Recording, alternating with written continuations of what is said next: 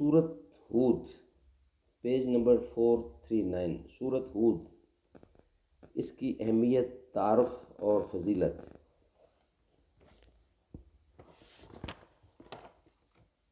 توضیح القرآن، آسان ترجمہ قرآن تشریحات کے ساتھ، از مفتی محمد تقی عثمانی۔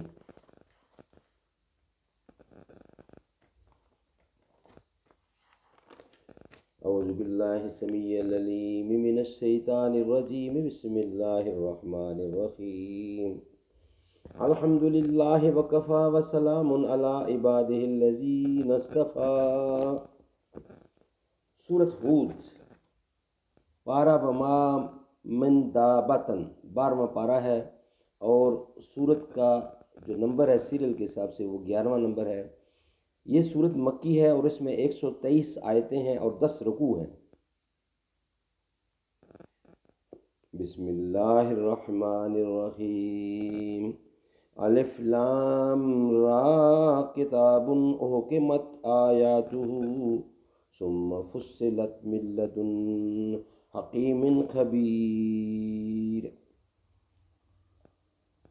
الف لام را، یہ وہ کتاب ہے جس کی آیتوں کو دلائل سے مضبوط کیا گیا ہے، پھر ایک ایسی ذات کی طرف سے ان کو تفصیل کے ساتھ بیان کیا گیا ہے جو حکمت کی مالک اور ہر بات سے باخبر ہے۔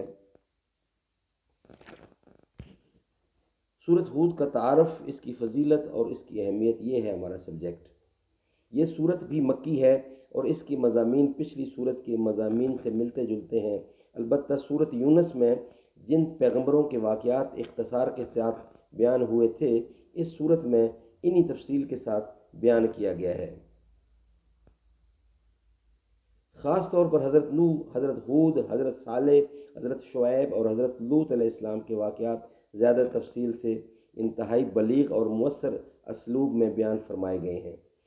بتانا یہ مقصود ہے کہ اللہ تعالیٰ کی نافرمانی بڑی بڑی زور آور قوموں کو تباہ کر چکی ہے، اور جب انسان اس نافرمانی کی وجہ سے اللہ تعالیٰ کے قہر اور عذاب کا مستحق ہو جائے تو چاہے وہ کتنے بڑے پیغمبر سے قریبی رشتہ رکھتا ہو، اس کا یہ رشتہ اسے عذاب الہی سے نہیں بچا سکتا، جیسے کہ حضرت نوح علیہ السلام کے بیٹے اور حضرت لوط علیہ السلام کی بیوی کو نہیں بچا سکا۔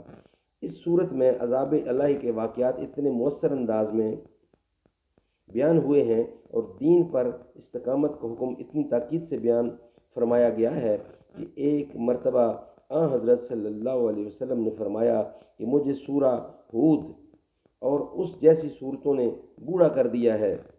ان صورتوں میں جو تنبیہ کی گئی ہے اس کی بنا پر آپ کو اپنی امت کے بارے میں بھی یہ خوف لگا ہوا تھا کہ کہیں وہ بھی اپنی نافرمانی کی وجہ سے اسی طرح کے کسی عذاب کا شکار نہ ہو جائے۔